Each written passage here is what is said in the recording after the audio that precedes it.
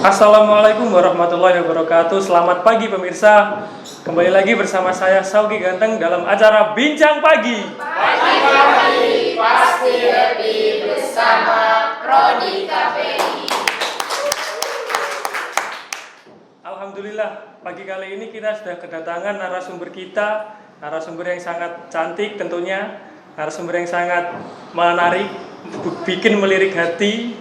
Tentunya itu pasti bukan lagi kalau bukan Mbak Kak Hanifah dan juga Kak Trisia. Tepuk tangan buat mereka berdua. Selamat pagi Kak. Ya, selamat pagi Kak Syauki. Apakah Anda tahu nggak ini di acara apa? Bincang pagi kan? Ya, kita sekarang berada di acara Bincang Pagi. Pagi-pagi pasti happy bersama Prodi KPI. Langsung saja. Oke, baik pemirsa. Kali ini kita akan membahas tema mengenai karakteristik dan fungsi dari media massa pers. Nah, langsung saja ke narasumber kita yang pertama yaitu Kak Hanifah. Ya, baik. Ngomong-ngomong masalah media, apa sih itu media Kak? Terkait dengan pertanyaan itu, pengertian dari media sendiri adalah alat atau sarana yang digunakan untuk menyampaikan pesan dari pemberi pesan kepada penerima pesan. Nah, kemudian untuk pengertian media massa sendiri, alat atau sarana yang digunakan untuk menyampaikan pesan dari pemberi pesan kepada penerima pesan melalui alat. Nah, alat ini bermacam-macam, Kak. Ada yang dari media cetak seperti majalah, kemudian surat kabar. Ada juga yang menggunakan radio, televisi, dan juga media sosial, seperti itu. Nah, seperti itu teman-teman. Itu adalah pengertian daripada media. Langsung saja kita ke narasumber kita yang kedua yaitu Kak Trisia. Halo Kak Trisia, selamat pagi. Halo. Ngomong-ngomong mengenai karakteristik daripada media massa pers tersebut, Kak, bisa dijelaskan apa itu karakteristik daripada media pers? Baik, jadi karakteristik media massa pers itu ada 5.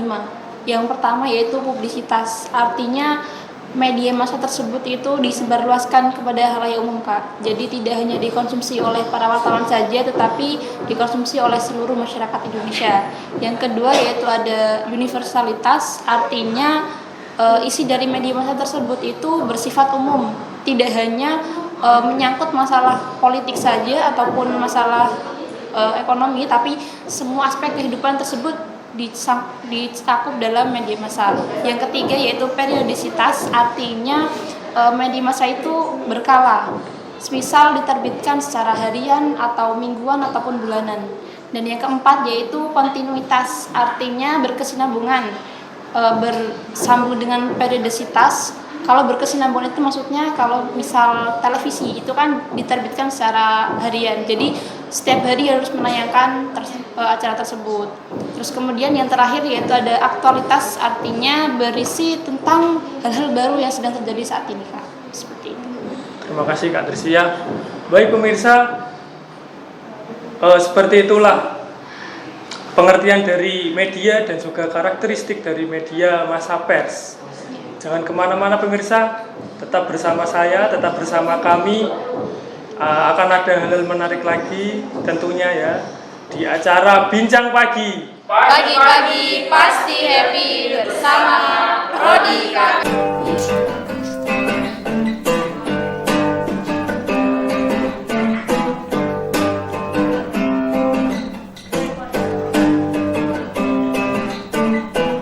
Bincang pagi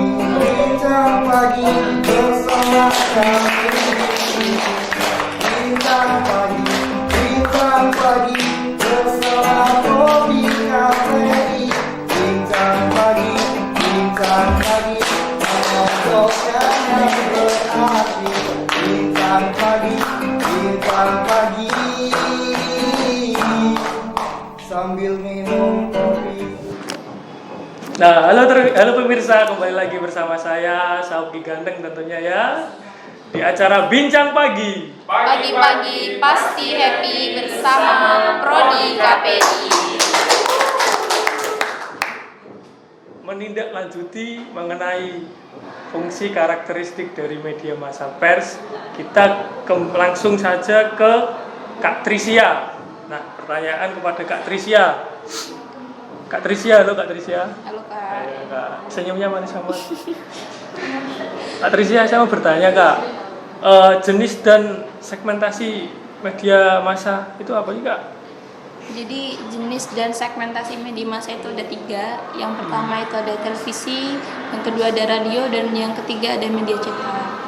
Media cetak sendiri itu ada yang berupa koran, majalah, ataupun tabloid.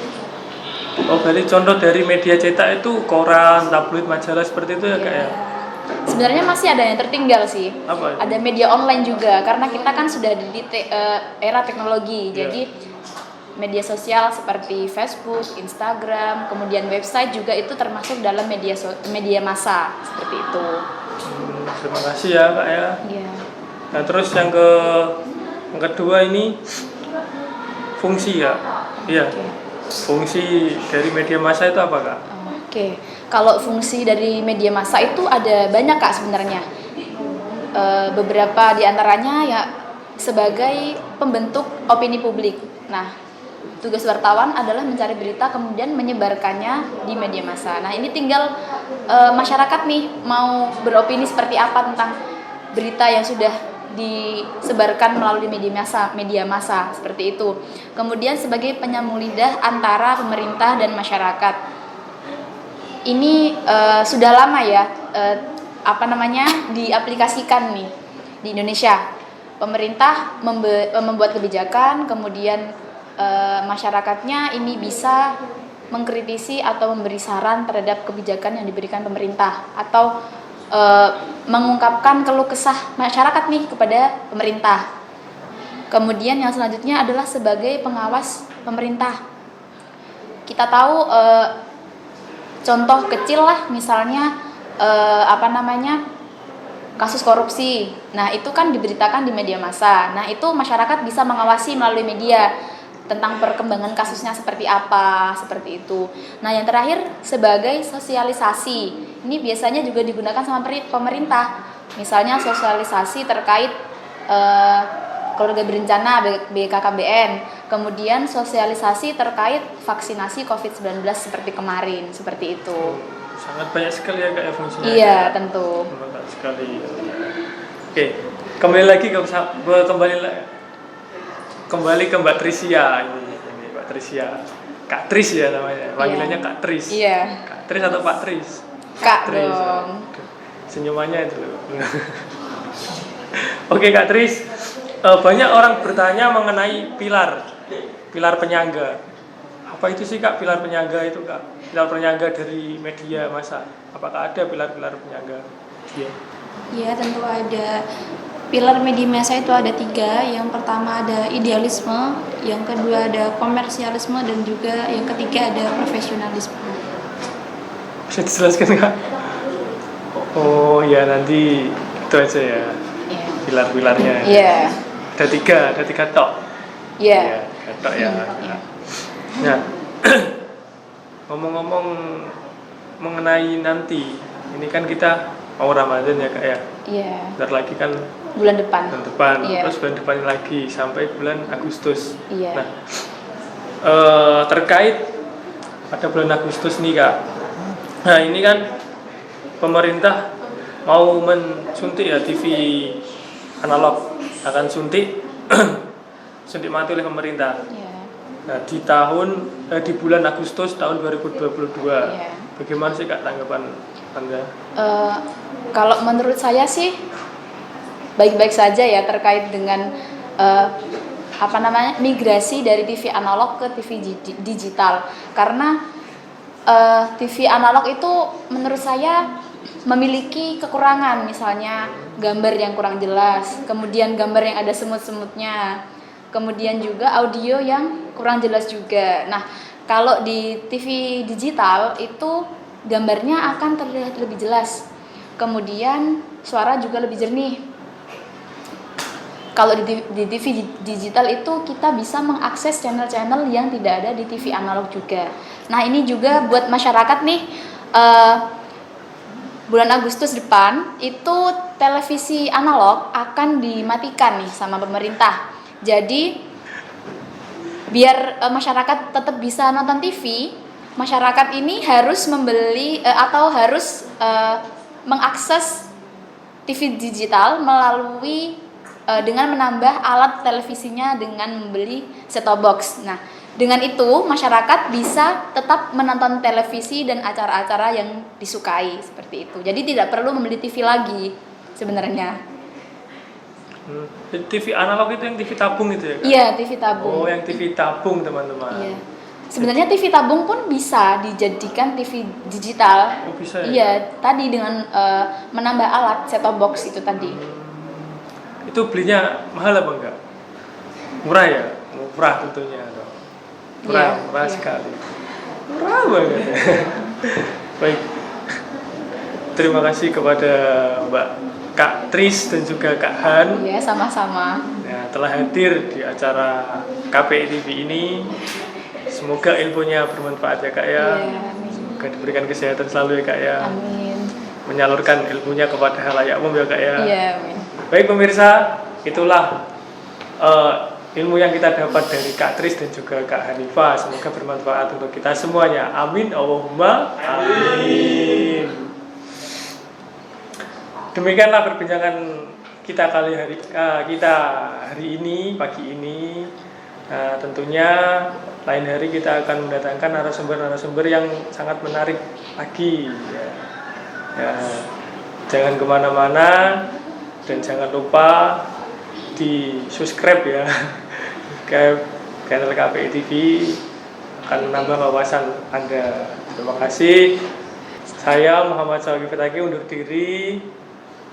Senang sekali menemani Anda. Ya, jangan kemana-mana, tetap di Bincang Pagi. Pagi-pagi pasti happy bersama Prodi KPI.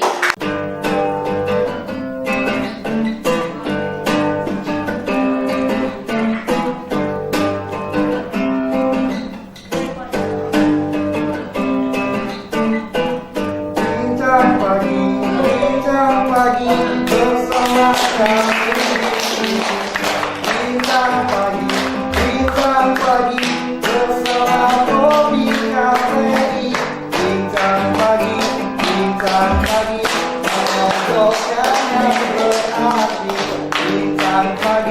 Bincang pagi sambil minum